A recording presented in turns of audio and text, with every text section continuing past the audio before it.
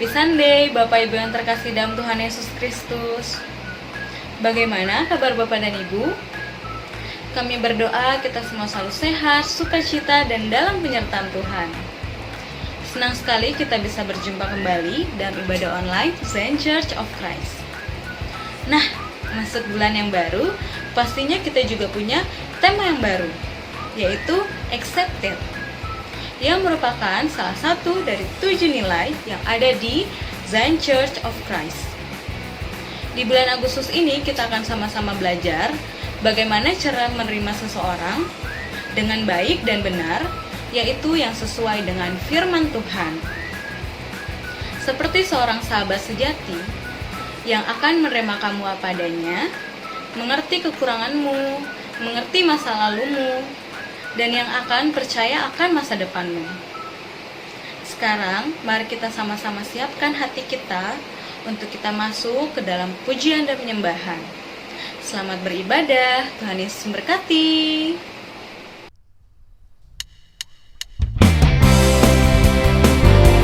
Ajak Bapak Ibu Saudara, mari kita menyembah Tuhan. Serukan nama yang dahsyat, nama yang ajaib, Yesus namanya.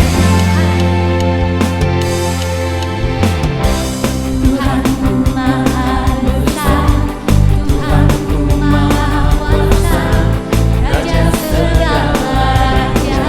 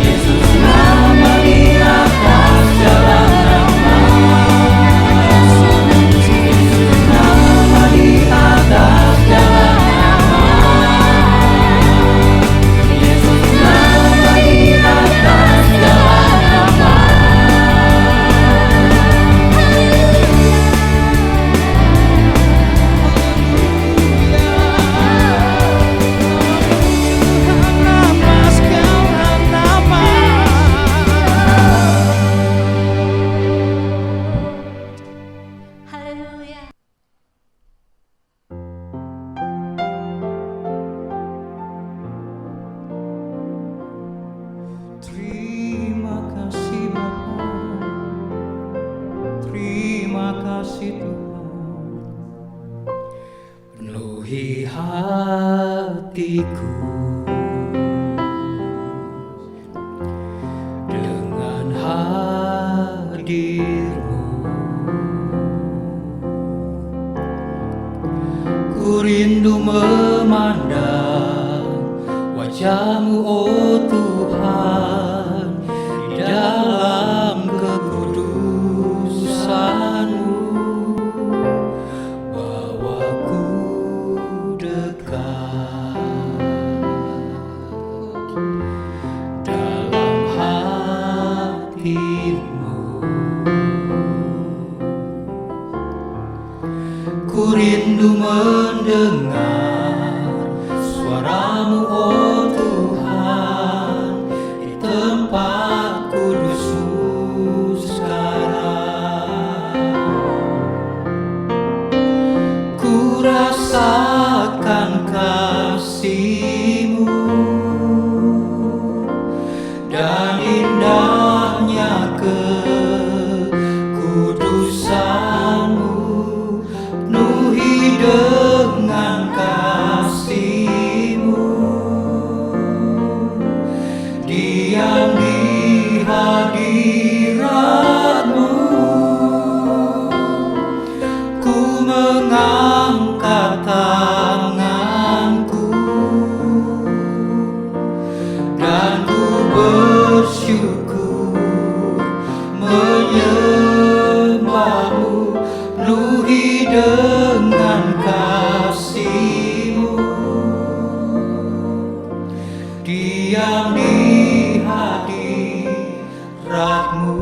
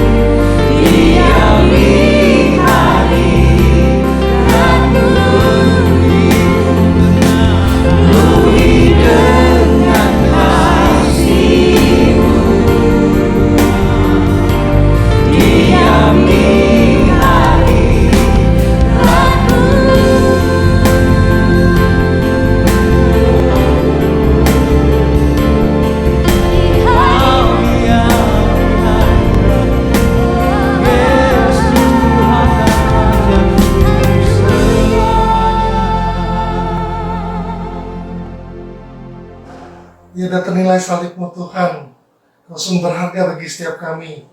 Dan hanya kepadamu lah setiap kami berseru dan berharap. Bapak Ibu terkasih dalam Tuhan, mari kita satukan hati kita mau berdoa. Bagi saudara-saudara kita yang sudah menuliskan pokok doa, kita bersatu hati. Pertama kita akan berdoa bagi saudara kita yang akan memulai bisnis baru. Kami berdoa Tuhan, Kau berkati setiap keputusannya, Kau berkati setiap persiapannya Tuhan, Kau berkati bisnisnya boleh berjalan dengan lancar ya Bapa.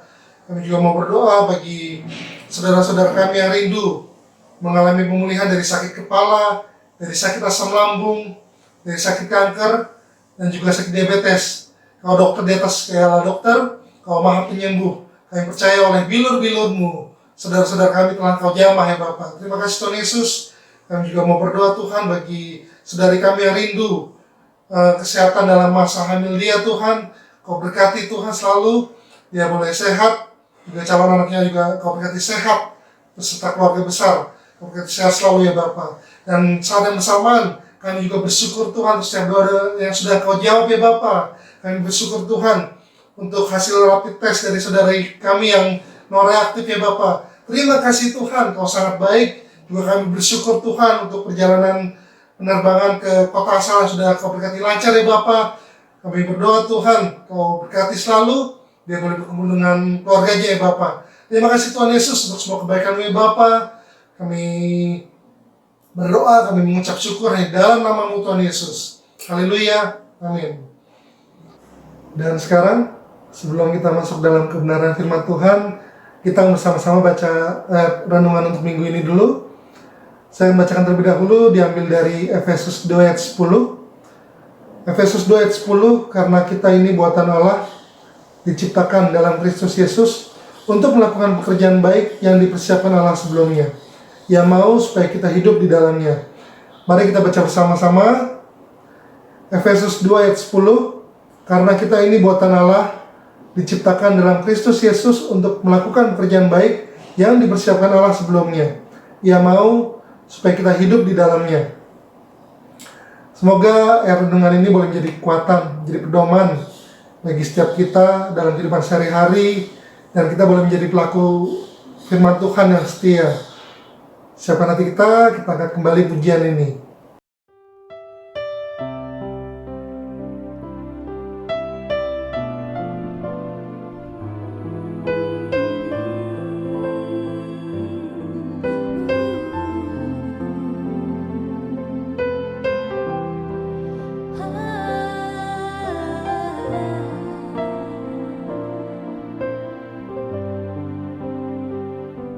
Di hatimu terus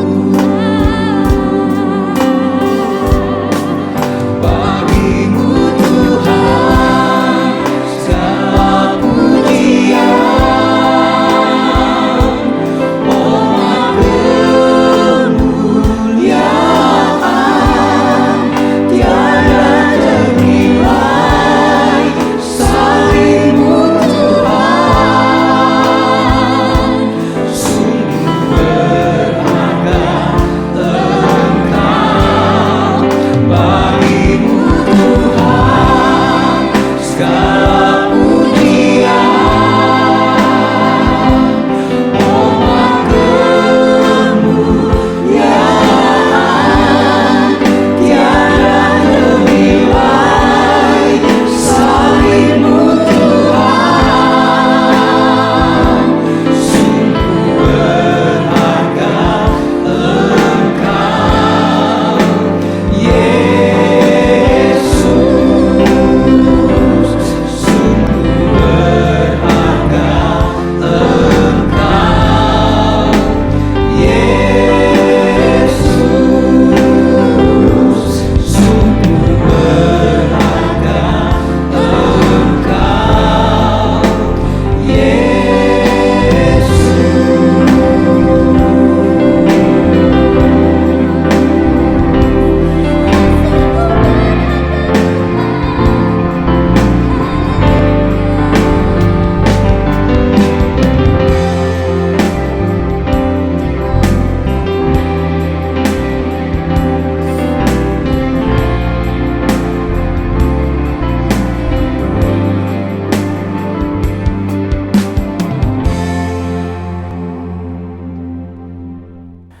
Puji nama Tuhan, senang kembali bertemu dengan Bapak Ibu Saudara di dalam siaran online bersama-sama dengan Zion Church of Christ.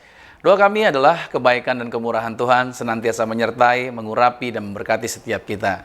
Baik, sebelum kita masuk di dalam kebenaran firman Tuhan, terlebih dahulu di awal bulan ini, di bulan Agustus, kita mau terlebih dahulu bersatu dengan tubuh dan darah Tuhan Yesus Kristus. Biarlah melalui sakramen tubuh dan darah Tuhan Yesus, kita mengimani bahwa kita senantiasa ada di dalam Kristus. Kristus Yesus ada di dalam setiap kita. Mari kita bersatu di dalam doa. Kami bersyukur Tuhan di kesempatan di awal bulan Agustus ini di tahun 2020, kami diberi kesempatan untuk boleh bersekutu dengan tubuh dan darah Tuhan Yesus. Maka aku berdoa setiap jemaat Tuhan yang mengikuti ibadah online ini, mereka semuanya diberkati, mereka semuanya dilawat Tuhan, mereka semuanya dijumpai Tuhan. Aku berdoa biarlah kasih karunia, berkat pertolongan Tuhan, mujizat Tuhan senantiasa ada bersama dengan mereka. Maka pengurapan Tuhan bersama dengan kami siapkan hati kami untuk bersatu dengan tubuh dan darah-Mu. Setelah itu kami akan masuk dalam kebenaran firman Tuhan, yaitu untuk menerima kabar baik yang Tuhan telah sediakan di bulan Agustus ini. Terpujilah nama Tuhan dalam nama Yesus Kristus. Haleluya. Amin. Mari kita siapkan sakramen tubuh dan darah Tuhan Yesus Kristus di tangan kita. Dan satu firman Tuhan di bulan ini, yaitu sebelum kita masuk dalam sakramen tubuh dan darah Tuhan Yesus, saya bacakan buat saudara. Di dalam Markus 11 ayat 25 dikatakan begini, dan jika kamu berdiri untuk berdoa, ampunilah dahulu sekiranya ada barang sesuatu dalam hatimu terhadap seseorang, supaya juga Bapamu yang di sorga mengampuni kesalahanmu. Saya percaya bahwa kasih Tuhan, anugerah Tuhan berlimpah buat kita. Sebagaimana Tuhan telah mengampuni kita, seharusnya Anda dan saya juga kita bisa mengasihi dan mengampuni orang-orang yang mungkin telah berbuat kekeliruan terhadap kita.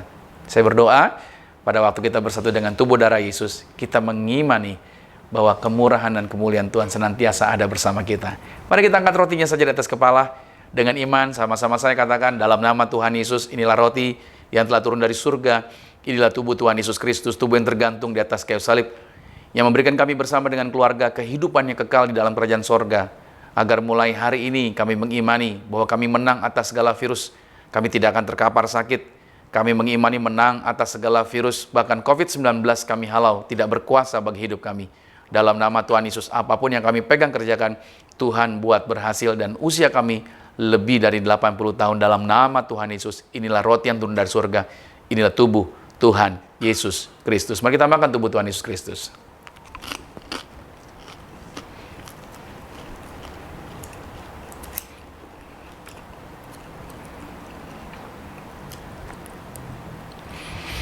Demikian pula kita mengangkat, yaitu inilah anggur ini menjadi darah Yesus. Kita mengimani bahwa materai darah Yesus bersama dengan kita menjagai Anda dan saya, memproteksi setiap kita dari segala rancangan malapetaka. Si jahat tidak pernah berkuasa atas hidup kita. Bersama-sama dengan saya katakan, dalam nama Tuhan Yesus, inilah darah Yesus Kristus, darah yang tercurah, darah yang tertumpah di atas kayu salib sebagai perjanjian yang baru dan yang kekal.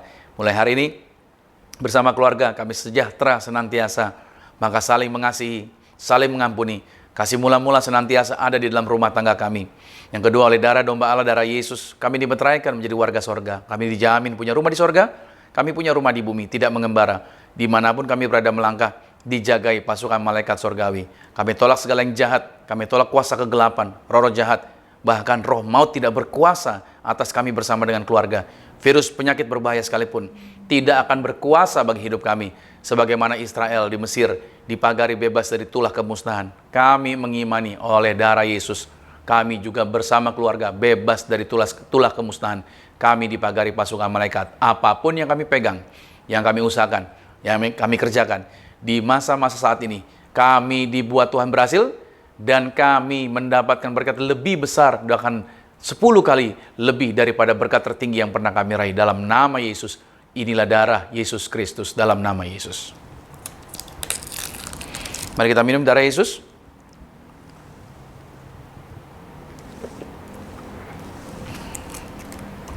Saya mengajak saudara juga ambil sakramen minyaknya. Kita mau berdoa buat keluarga kita. Kita berdoa buat diri kita sendiri. Dan kita juga berdoa buat orang-orang yang bersama-sama dengan kita. Mari bersama-sama dengan saya katakan dalam nama Tuhan Yesus, inilah minyak urapan. Setiap tetes saya punya kuasa mengusir setan. Setiap oleh saya punya kuasa menyembuhkan penyakit. Silakan mulai hari ini pasukan malaikat surgawi hadir. Jagai kami, pagari kami. Kami halau segala yang jahat. Kami halau segala serangan kuasa iblis.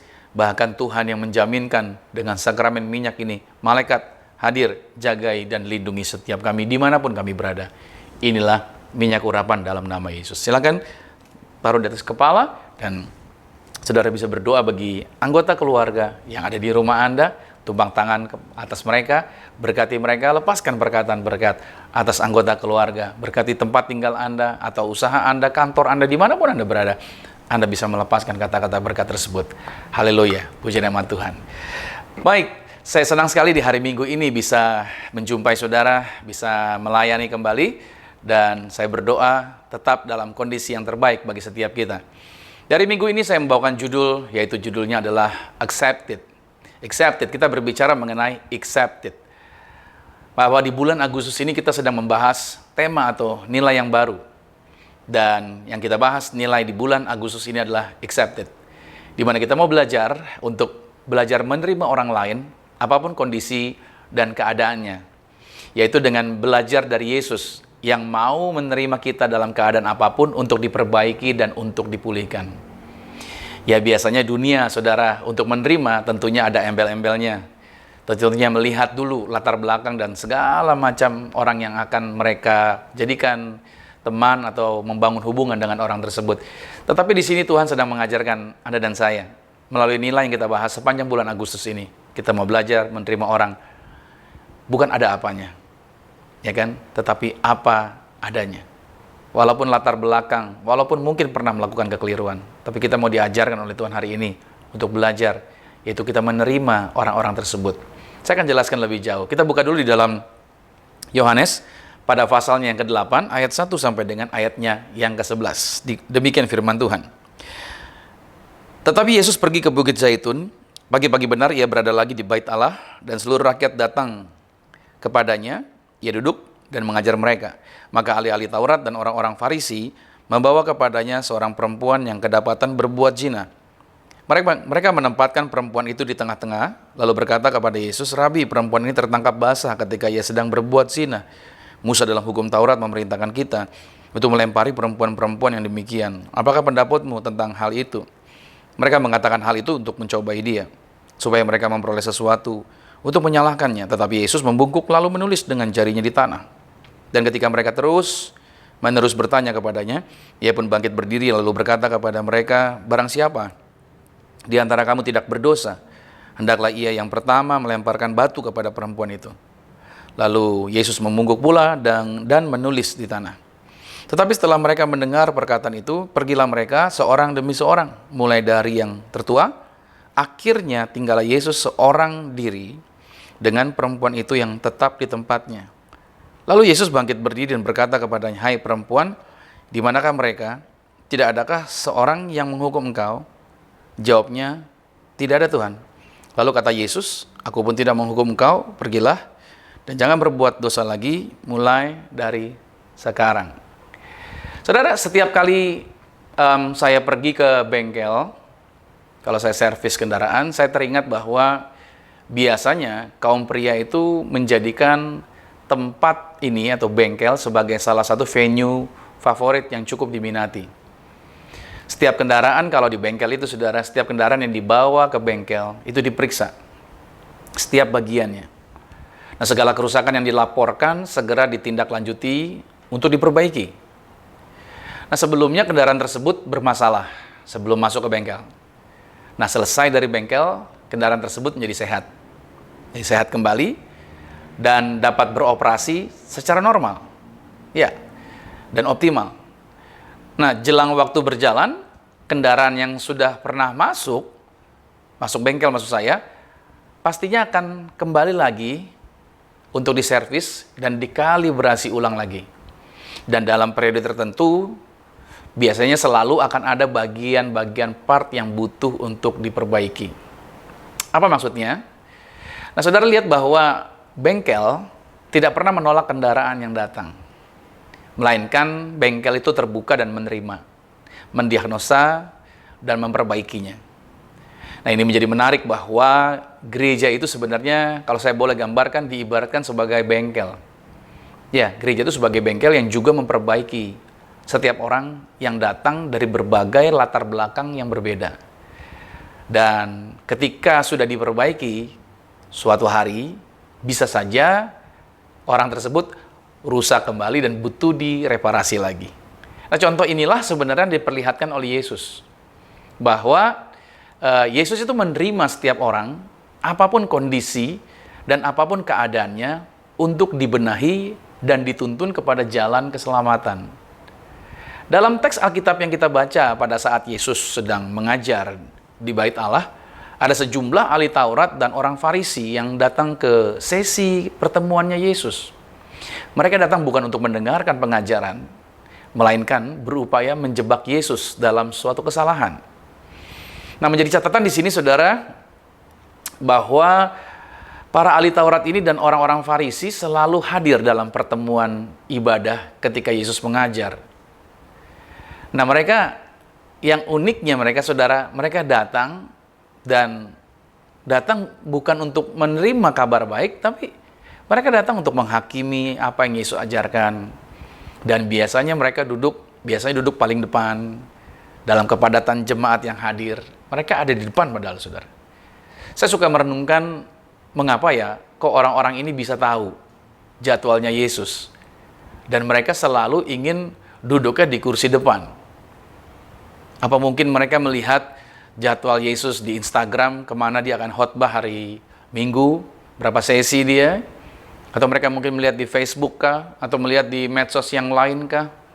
Mungkin Yesus bikin story kali bahwa dia akan ibadah, dia akan khotbah di beberapa spot, di beberapa area tempat ibadah seperti itu. Sehingga mereka mungkin sudah tahu dan mereka mungkin langsung booking tempat duluan untuk mereka bisa dapat tempat karena Yesus ini famous yang hadir begitu banyak. Jangan sampai mereka duduk yang paling belakang, mereka harus yang paling depan. Unik ya, saudara ya. Mungkin itu sebabnya ya. Makanya Yesus berbicara mengecam orang-orang ini, yaitu ahli Taurat dan orang-orang Farisi ini. Dalam Matius 23, Yesus mengecam mereka karena mereka seolah-olah seperti Nabi Musa yang gampang, yang mudah untuk menghakimi, ya kan, langsung saja mengucapkan dan menuduh dan mengatakan tentang kesalahan orang. Mereka seolah-olah seperti Nabi Musa. Maka Yesus juga mengatakan di dalam Lukas pada pasal 14, menjadi catatan saudara saya ya, Lukas 14 ayat 7-11, mereka suka menginginkan tempat yang terhormat dan mereka berusaha untuk apa? Meninggikan diri. Nah, menjadi pembelajaran bagi setiap kita, saudara, bahwa pada waktu kita menjadi murid Yesus, itu bukanlah kita untuk belajar menghakimi orang.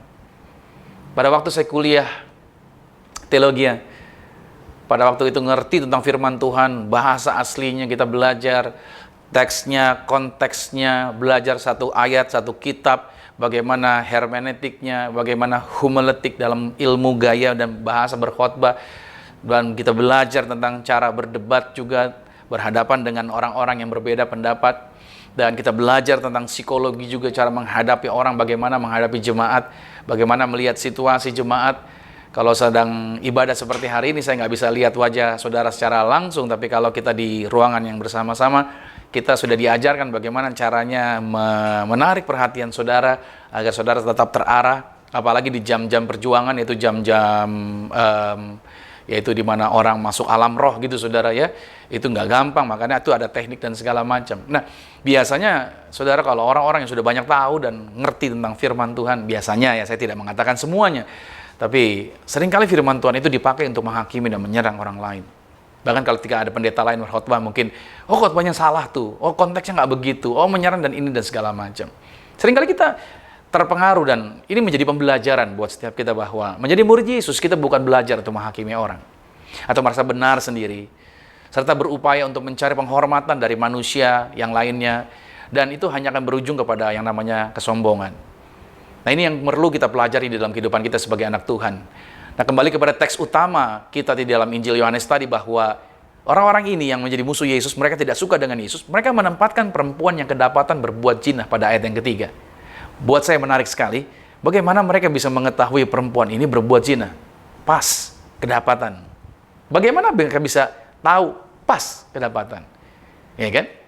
Artinya, mereka yang mengaku dirinya rohani, ternyata mereka juga menjadi, mohon maaf, mereka menjadi pengintip. Karena mereka menunggu momen, dan mereka mengintip. Dan mereka tahu lagi, kapan perempuan itu akan melakukannya. Lalu timbul pertanyaan selanjutnya, di mana lawannya gitu loh. Kan nggak mungkin berzina sendirian, saudara ya. Pasti ada pasangannya. Nah, pasangannya mana? Pasangannya tidak dibawa di hadapan Yesus. Yang dibawa hanya perempuan ini aja. Mereka membawa perempuan itu, saudara, dan menuntut Yesus untuk mengambil sikap atas kasus ini. Lalu, saudara, pertanyaannya juga dikatakan begini, di setiap kasus pelanggaran terjadi, ya kan nggak cuma kasusnya perempuan ini aja. Pertanyaannya, kasus-kasus yang lain, apakah Yesus dilibatkan juga nggak kira-kira dalam setiap pengambilan keputusan untuk kasus-kasus yang ada? Padahal, tentunya tidak kan? Cuman yang ini, mereka pas, mereka bawa di hadapan Yesus. Padahal mereka sendiri tidak pernah terang-terangan mengakui Yesus sebagai pemimpin.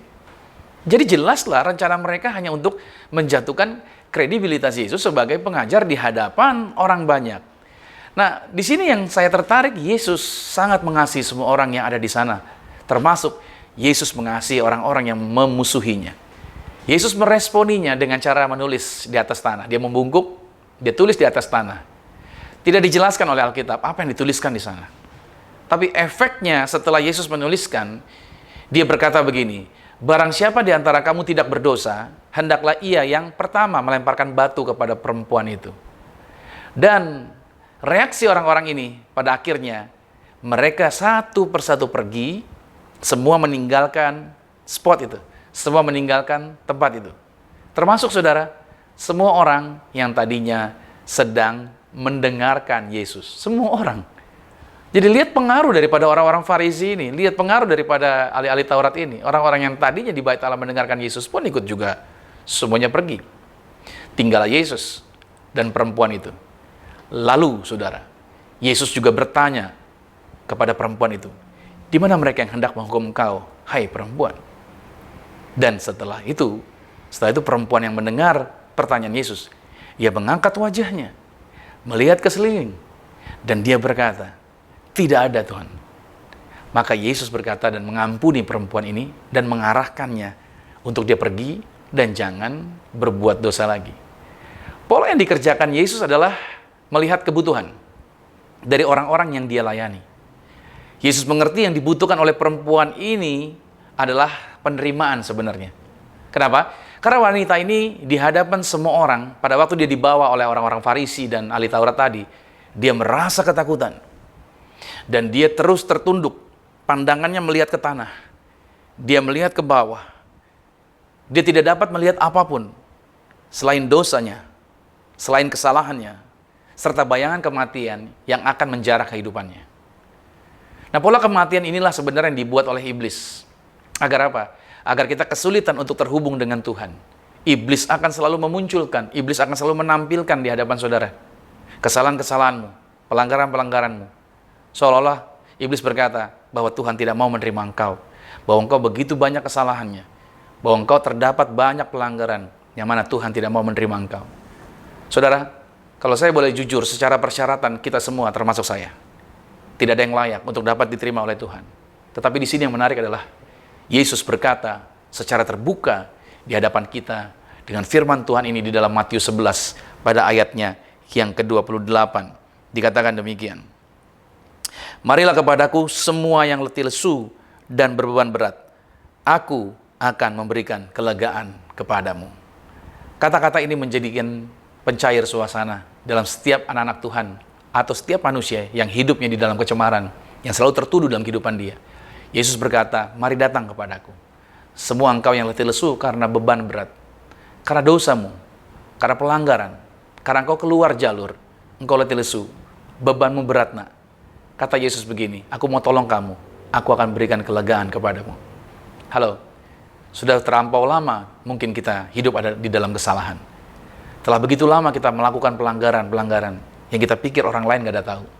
Yang kita pikir mungkin, ya udahlah, semua orang juga melakukan hal yang sama. Kita pikir itu hal yang normal, lumrah, dan melakukannya terus-menerus.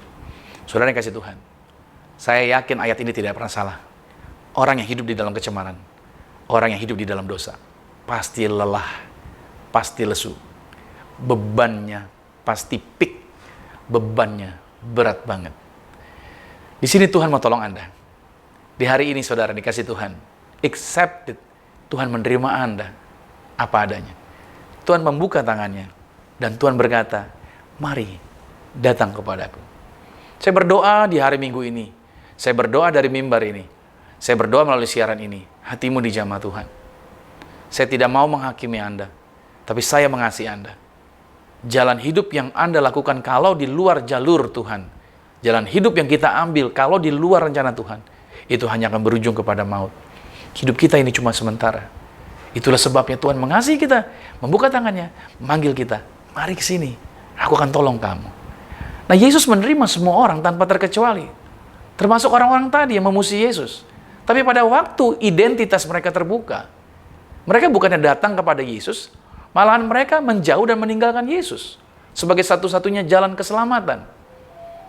Mungkin saja Yesus menulis di tanah, orang-orang yang berbuat dosa ini. Mungkin kalau saya joke, kalau saya khotbah di depan jemaat, di ibadah offline saya katakan, mungkin Yesus menulis, inilah nomor-nomor HP yang menghubungi perempuan ini, gitu. Yang pertama 0812 sekian sekian sekian sekian. Yang kedua 0818 sekian sekian sekian. 0858 sekian sekian sekian sekian. Orang-orang itu kan mau tahu kan, kepo. Yesus nulis apa sih? Begitu lihat ke tanah mungkin, ini dalam bahasanya saya. Mereka saling tuding, bro, nomor HP lu ada di situ, bro. Lu juga ada, bro, nomor lu. Waduh, kita ketahuan semua nih, bro. Ternyata kita pelanggan juga, bro. Iya kan? Jadi artinya dosa dan kesalahan mereka begitu ketahuan, kelihatan. Yesus menunjukkan sama mereka bahwa, hey, yang kamu katakan orang ini bersalah, kamu pun tidak luput dari kesalahan. Oleh sebab itu, saudara yang kasih Tuhan, mereka justru bukannya datang pada Yesus, begitu ketahuan kesalahannya, malah mereka melarikan diri. Seringkali orang Kristen juga demikian. Udah tahu dia salah, bukan datang sama Tuhan, bukan minta diberesin, malah cari pembenaran diri. Nah, Yesus datang untuk mencari kita yang selalu tertuduh akan dosa dan masa lalu. Ada tuduhan masa lalu mungkin. Saudara, masa lalu Anda tidak harus jadi masa depan. Dan jangan mengimani bahwa kalau orang tua Anda pernah melakukan kesalahan, kalau generasi di atas Anda pernah berbuat sesuatu yang negatif, jangan saudara berpikir bahwa, oh ini juga yang terjadi, oh saya juga menjadi seperti dia. Tidak. Anda sepenuhnya dijadikan baru oleh Kristus Yesus Tuhan. Tuhan ingin menjadikan bahwa masa depan Anda bukan terkait dengan masa lalu yang pernah terjadi. Semua orang pasti punya masa lalu. Oleh karena itu, saudara kasih Tuhan, Yesus datang, dia korbankan dirinya, mati di atas kayu salib, lalu bangkit dari kematian, dia kalahkan maut. Tujuannya agar setiap kita sadar bahwa kita telah diterima oleh Yesus, apapun masa lalu setiap kita. Tuhan telah memulihkan, dan Tuhan telah memperbaiki kita. Bahkan Tuhan mau untuk terus-menerus merawat kita, supaya setiap waktu kita semua siap sedia untuk menantikan waktu kedatangan Tuhan kembali. Nah, Yesus selalu mau menerima kita.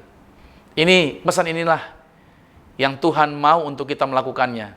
Bahwa Tuhan mau Anda dan saya juga menerima sesama kita, sebagaimana Tuhan juga telah menerima kita. Saya berikan tulisan ini buat saudara bahwa sebagaimana yang telah kita terima, sebesar itulah hati kita juga bagi mereka. Saya percaya bahwa ketika kita sadar bahwa kita adalah orang-orang yang diterima Tuhan, terlepas dari masa lalu kita, Harusnya kita juga belajar untuk menjadi orang-orang yang mau menerima orang-orang lain yang bersalah. Lalu mengapa kita harus belajar untuk menerima orang lain? Di minggu pertama ini, mengapa kita harus belajar untuk menerima orang lain? Catat, yang pertama, karena kita selalu berpotensi mengecewakan orang lain.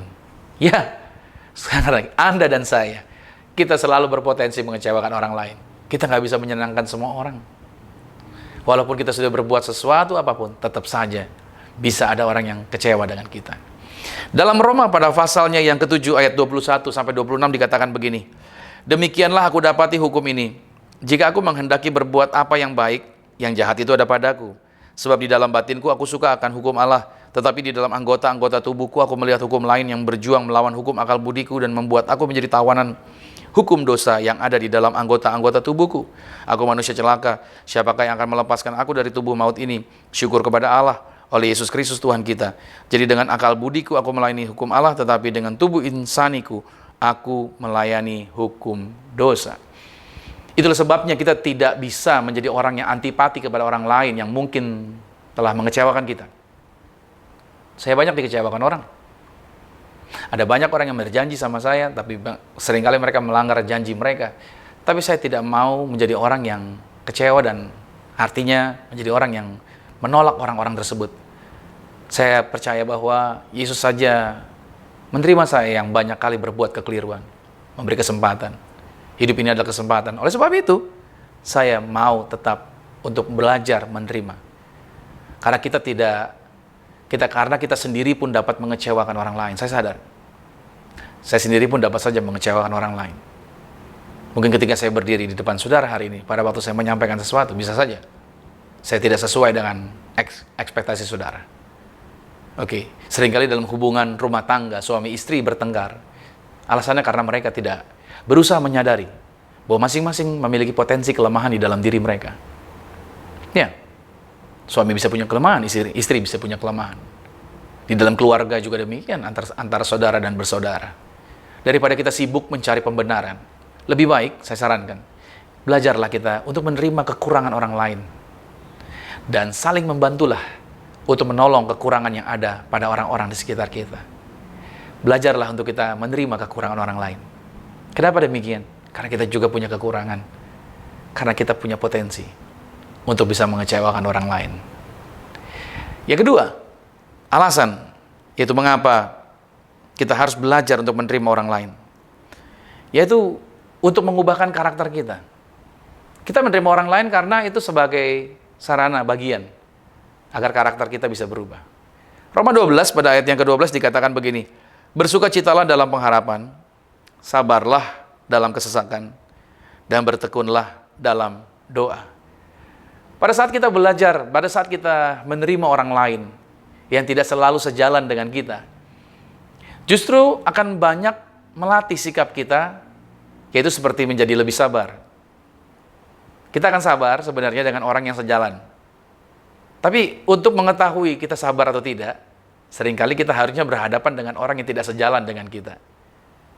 Justru pada waktu kita berjalan dengan mereka, artinya nggak sepaham, nggak sejalan, mungkin kita dikritik dan segala macam. Kita belajar untuk menjadi lebih sabar. Kita menjadi orang yang perhatian, care dengan yang lain, dan berusaha untuk memecahkan masalah bukan dari kepentingan diri kita sendiri. Belajar mencari solusi dari perspektif orang lain, kita melihatnya. Dan kita belajar dengar-dengaran tentang orang, mendengar apa sih konsep berpikirnya dia. Kita coba menelaah kembali. Dan kita mengambil sikap.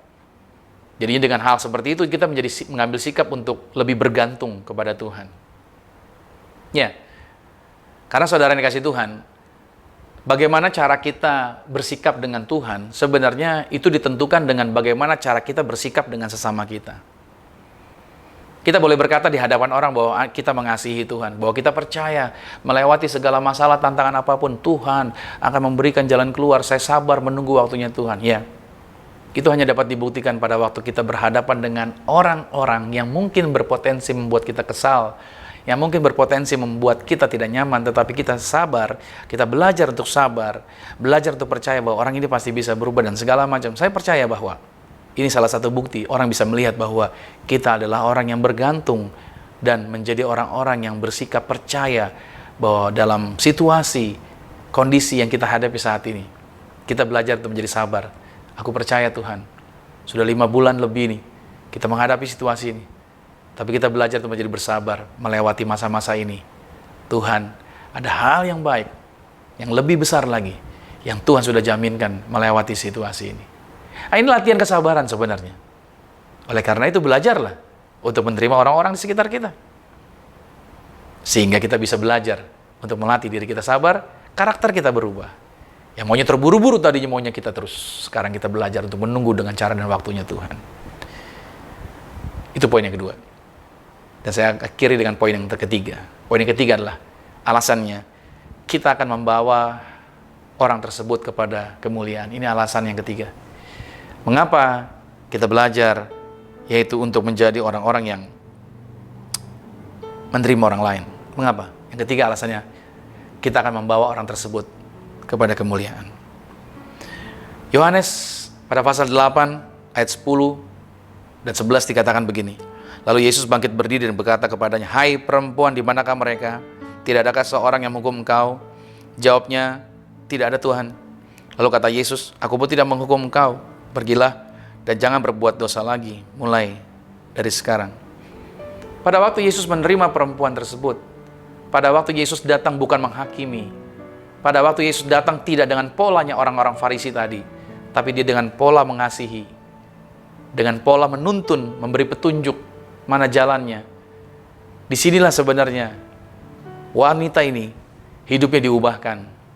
Dia tidak berubah karena ancaman, dia tidak berubah karena tekanan, tapi dia berubah karena penerimaan. Yesus menerimanya. Yesus bukannya menghakimi, membantingnya, tapi Yesus justru menunjukkan jalannya. Saudara yang kasih Tuhan, harusnya kita anak-anak Tuhan juga demikian di dalam kehidupan kita di dunia yang gelap ini. Kalau saya ilustrasikan saudara, kalau Anda berjalan di tempat gelap, lantas Anda punya alat untuk menjadi penerang, yaitu bila mana Anda pakai flashlight, saudara ada senter di gadget saudara atau di tangan saudara, maka kalau ruangannya gelap, maka orang yang punya lampu itu pastinya tidak berdiri di belakang orang-orang. Kalau dia berdiri di belakang orang-orang, orang-orang ada di depan dia sambil jalan ke arah sana, maka orang-orang yang ada di depan dia bisa-bisa berpotensi untuk terjerumus ke dalam lubang. Tapi kalau dia punya lampu, ya, karena dia di depan, dia menjadi penuntunnya, karena dia punya terang, dia menunjukkan jalannya. Sehingga orang-orang yang di belakangnya luput dari lubang atau jebakan di depan. Dan bisa dituntun jalan berbelok ke kiri, ke kanan, dan segala macam. Saudara, Anda dan saya juga memiliki terang. Tuhan telah memberikan terang buat setiap kita. Nah, terang itu sebenarnya bukan untuk menghakimi dan menjatuhkan orang, tapi terang yang ada pada kita sebenarnya untuk menerima orang-orang yang hidup di dalam kegelapan. Mereka nggak tahu jalan. Mereka perlu petunjuk. Tapi kadang-kadang kita berkata, tapi orang-orang itu ada banyak yang keras kepala, Pak. Sudah kita kasih tahu tapi berulang kali dan segala macam. Itulah hidup. Seperti bengkel tadi saya katakan. Walaupun sudah diservis kendaraannya, tetap saja kan dia akan balik lagi, repair lagi. Tapi setidaknya ini jadi pembelajaran, ini latihan buat kita, latihan juga buat orang tersebut. Untuk dia bisa melihat bahwa di dalam diri saudara penuh dengan kasih kemuliaan yang luar biasa. Yang membuat seringkali orang akhirnya tidak mau datang sama Tuhan atau hidup dalam pertobatan.